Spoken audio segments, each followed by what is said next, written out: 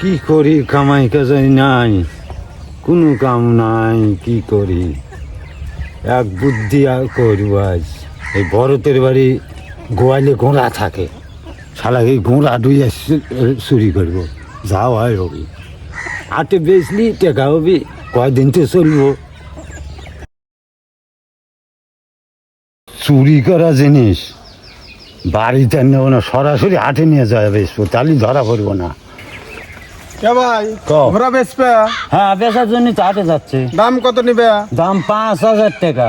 2000 টাকা নেও গা। 2000 টাকা করে পাওয়া যায়, হাটে নিয়ে যাবে। আচ্ছা বেচো গা।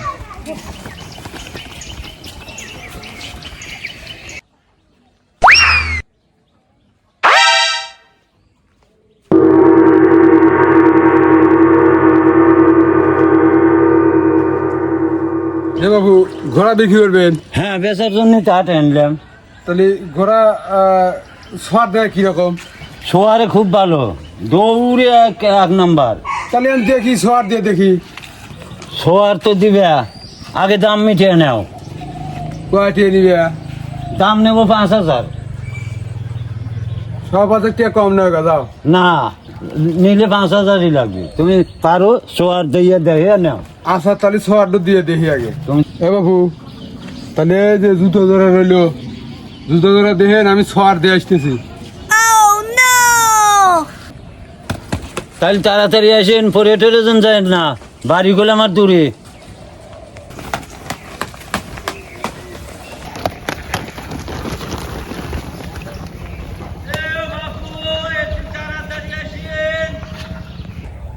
কে রে বা, তাড়াতাড়ি আসো, বেলা চলে গেল, বাড়ি যাবো, বহু দূরে বাড়ি।